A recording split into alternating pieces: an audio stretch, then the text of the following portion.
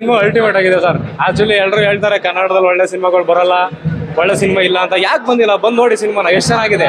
ಏನ್ ಬೇಕು? ಕಾಮಿಡಿ ಬೇಕಾ? ರಂಗಣ್ಣವ್ರಿಗೂ ಸರ್ ಕಾಮಿಡಿ ಇದೆ. ಫಸ್ಟ್ ಹಾಫ್ ಅಂತೂ ಎಲ್ಲರೂ ನಕ್ಕು ಬೀಳ್ತಾರೆ, ಅಷ್ಟು ಕಾಮಿಡಿ ಇದೆ. ಆರ್ ಆ ಒಂದು ವಿಜುವಲ್, ಆ ಗೂಸ್ ಬಂಪ್ಸ್, ಆ ಮ್ಯೂಸಿಕ್, ಅದನ್ನ ಫೀಲ್ ಮಾಡಬೇಕು ಅಂದ್ರೆ ಥಿಯೇಟ್ರಿಗೆ ಒಂದು ಸಿನಿಮಾ ನೋಡಬೇಕು. ಈ ಮನೇಲಿ ಕೂತ್ಕೊಂಡು ಎಲ್ಲೋ ಮೊಬೈಲಲ್ಲಿ ಯಾವುದೋ ಒಂದು ಸೀನ್ ನೋಡ್ಬಿಟ್ಟು ಮಾತಾಡೋದಲ್ಲ. ಥಿಯೇಟ್ರಿಗೆ ಒಂದು ಸಿನಿಮಾ ನೋಡಿ, ಥಿಯೇಟ್ರಿಗೆ ಒಂದು ಸಿನಿಮಾ ನೋಡಿ ಆ ಫೀಲು, ಭಯ ಯಾಕೆ ಭಯ ಆಗಲ್ಲ? ನಾವು ನನಗೆ ಭಯ ಆಗಲ್ಲ ಹಂಗೆ ಹಿಂಗೆ ಆರ್ ಮೂವಿ ಏನ್ ಎದುರಿಸ್ತಾರೆ ಅಂತ ರಾಂಗ್ ಟಾಕ್ ನಡೆಯುತ್ತೆ, ಅದೆಲ್ಲ ಇಲ್ಲ. ಒಂದು ಥಿಯೇಟ್ರಿಗೆ ಸಿನಿಮಾ ನೋಡಿ ಆಮೇಲೆ ಮಾತಾಡಿ. ಈ ತರ ಯಾರೊಬ್ರು ಒಂದು ವಿಡಿಯೋ ಮಾಡ್ತಾರೆ, ಆಮೇಲೆ ಕೊಡಿ ಬೈಟ್ಸ್, ನಿಮ್ಗೆ ಏನ್ ಅನ್ನಿಸ್ತಂತ ಎಕ್ಸ್ಪೀರಿಯನ್ಸ್. ನನಗಾಗಿರೋ ಎಕ್ಸ್ಪೀರಿಯನ್ಸ್ ನಿಮ್ಮ ಹತ್ರ ಹೇಳ್ತಾ ಇದೀನಿ. ತುಂಬಾ ಚೆನ್ನಾಗಿದೆ ಸಿನಿಮಾ. ರಮೇಶ್ ಸರ್ ಆಗಿರ್ಬೋದು, ರಾಧಿಕಾ ಮೇಡಮ್ ಆಗಿರ್ಬೋದು, ಅಲ್ಟಿಮೇಟ್ ಕ್ಯಾರೆಕ್ಟರ್, ಒಂದೊಂದು ಡಿಫ್ರೆಂಟ್ ಕ್ಯಾರೆಕ್ಟರ್ ಮಾಡಿದ್ದಾರೆ. ರಾಧಿಕಾ ಮೇಡಮ್ ಕ್ಯಾರೆಕ್ಟರ್ ಅವತ್ತಿಂದ ನೋಡಿದೀವಿ, ತವರಿಗೆ ಬಾ ತಂಗಿ, ಅಣ್ಣ ತಂಗಿ, ಬೇರೆ ಬೇರೆ ಕ್ಯಾರೆಕ್ಟರ್ ನೋಡಿದ್ವಿ. ಬಟ್ ಇಲ್ಲಿ totally different character, Aghori character. ಬಂದ್ ನೋಡ್ರೆ ಸೀಕ್ವೆಲ್ ಎಲ್ಲ ಬಿಟ್ಕೊಡಕ್ ಹೋಗ್ಬಾರ್ದು. ಏನಪ್ಪಾ ಅಂದ್ರೆ ಒಂದು ಸಿನಿಮಾ ನೋಡ್ಬೇಕು ಅಂದ್ರೆ ಥಿಯೇಟರ್ ಬಂದೇ ನೋಡ್ಬೇಕು. ಅಲ್ಲಿ ನಾವಿಲ್ಲಿ ಹೇಳಿ ನೀವು ಇಲ್ಲಿ ಕೇಳ್ಕೊಂಡು ಆ ಕ್ಯಾರೆಕ್ಟರ್ ಅಂತ ಈ ಕ್ಯಾರೆಕ್ಟರ್ ಅಂತ ಅನ್ಕೊಳ್ಳೋದು ಬೇಡ. ಥಿಯೇಟರ್ ಬಂದು ಸಿನಿಮಾ ನೋಡಿದ್ರೆ ಆ ಫೀಲ್ ಬೇರೆ ಇದೆ. ರಮೇಶ್ ಕ್ಯಾರೆಕ್ಟರ್ ಮಾತ್ರ, ರಮೇಶ್ ಸರ್ ಕ್ಯಾರೆಕ್ಟರ್ ಅಲ್ಟಿಮೇಟ್ ಆಗಿದೆ. ಅದರಲ್ಲೂ ಅಲ್ಲಲ್ಲಿ ಆರ್ ಬರೋ ಅಂತದ್ದು, BGM, ಗೂಸ್ ಬಂಪ್ಸ್ ಸಾಕಾಗಿದೆ ಸರ್. ಏನಾದ್ರು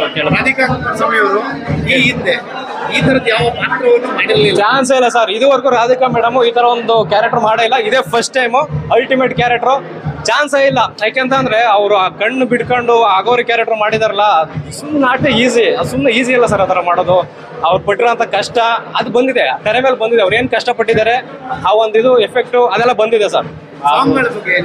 ಸಾಂಗು ಸರ್, 2 ಸಾಂಗು ಹೇಗಿದೆ ಅಂತಂದ್ರೆ, ಆ ಒಂದು ಕಾಡಿಯಮ್ಮನ ಸಾಂಗ್ ಇದೆಯಲ್ಲ ಅದಂತೂ ಅಲ್ಟಿಮೇಟ್ ಸರ್. ಮತ್ತೆ ಅಗೋರಿ ಸಾಂಗು ಅದೆಲ್ಲ ನೋಡಿದ್ರೆ, ವಿಜುವಲ್ ನೋಡಿದ್ರೆ ಗೊತ್ತಾಗುತ್ತೆ ಥಿಯೇಟರ್ಲಿ ಎಷ್ಟು ಖರ್ಚು ಮಾಡಿದ್ರು, ಎಷ್ಟು ಜನ ಆರ್ಟಿಸ್ಟು, ತುಂಬಾ ಜನ, ಇಡೀ ಫ್ರೇಮ್ ಫುಲ್ ಎಲ್ಲ ಆರ್ಟಿಸ್ಟ್ ಇದ್ದಾರೆ.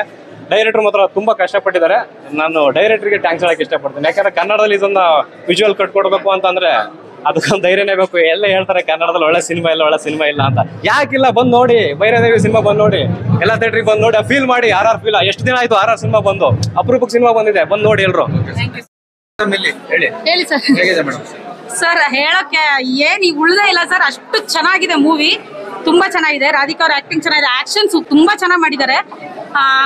ಹಾರರ್ ಇದೆ, ಎಲ್ಲದೂ ಇದೆ ಸರ್. ಒಟ್ನಲ್ಲಿ ಫ್ಯಾಮಿಲಿ ಓರಿಯೆಂಟೆಡ್ ಫಿಲಮ್ ಇದು. ದಯವಿಟ್ಟು ಎಲ್ಲರೂ ಚಿತ್ರಮಂದಿರಕ್ಕೆ ಬಂದು ಚಿತ್ರ ವೀಕ್ಷಿಸಿ ನಮ್ಮ ತಂಡನ ಗೆಲ್ಲಿಸಬೇಕು ಅಂತ ನಾವು ಕೇಳ್ಕೊತೀವಿ. ಚೆನ್ನಾಗಿದೆ ಮೂವಿ, ಎಲ್ಲರೂ ಥಿಯೇಟ್ರಿಗೆ ಬಂದು ನೋಡಿ. ಚೆನ್ನಾಗಿದೆ. ಓಕೆ, ನೆಕ್ಸ್ಟ್ ಪಾರ್ಟ್ 2ಗೆ ಹೆಂಗಿರುತ್ತೆ ಅಂತ ಸ್ವಲ್ಪ ಕ್ಯೂರಿಯಾಸಿಟಿ ಜಾಸ್ತಿ ಆಗಿದೆ ಅಷ್ಟೇ. Thank you. ಪಾರ್ಟ್ 2 ಅನ್ನೋದು ಸಿಕ್ಕಾಪಟ್ಟೆ ಟ್ರೆಂಡ್ ಆಗ್ಬಿಟ್ಟೈತೆ ಗುರುಗಳೇ. ಎಲ್ಲಾ ಮೂವಿಲುವೆ ಎಲ್ಲ ಮೊದಲು ಬರ್ತಿತ್ತು, ಒಂದೇ ಸ್ಟೋರಿ ಇರೋದು. ಪಾರ್ಟ್ 2 ಅನ್ನೋದು ಸಿಕ್ಕಾಪಟ್ಟೆ ಟ್ರೆಂಡ್ ಆಗ್ಬಿಟ್ಟಿದೆ. ದಯವಿಟ್ಟು ಪಾರ್ಟ್ 2 ಬಿಟ್ಬಿಟ್ಟು ಸಿಂಗಲ್ ಆಗಿ ತೆಗೀರಿ ಅಂತ ಕೈ ಮುಗಿ ಕೇಳ್ಕೊತೀನಿ ಅಷ್ಟೇ ಗುರುಗಳೇ. ಸಿನಿಮಾ ತುಂಬ ಚೆನ್ನಾಗಿದೆ ಸರ್. ಶ್ರೀಜಯ್ ಅವ್ರ ಡೈರೆಕ್ಷನ್ ಇರ್ಬೋದು, ಆಮೇಲೆ ಮ್ಯೂಸಿಕ್ಕು ತುಂಬ ಚೆನ್ನಾಗಿದೆ. ರಾಧಿಕಾ ಕುಮಾರಸ್ವಾಮಿ ಅವ್ರ ಆ್ಯಕ್ಟಿಂಗ್ ಅಂತೂ ಟಾಪ್ ನಾಚ್ ಆಗಿದೆ. ಒಂದೊಳ್ಳೆ ಸಿನಿಮ್ಯಾಟಿಕ್ ಎಕ್ಸ್ಪೀರಿಯೆನ್ಸು. ಹಾರರ್ನಲ್ಲಿ ಈ ಥರ ಹಾರರ್ ಸಿನಿಮಾನ ಈ ಥರ ಡಿವೈನ್ ಆಗಿ ಪ್ರೆಸೆಂಟ್ ಮಾಡಿರೋದು ತುಂಬ ಚೆನ್ನಾಗಿ ಬಂದಿದೆ. ಎಲ್ಲರೂ ಬಂದು ನೋಡಬೇಕು. ಈ ಸಿನಿಮಾ ಒಳ್ಳೇದಾಗಲಿ.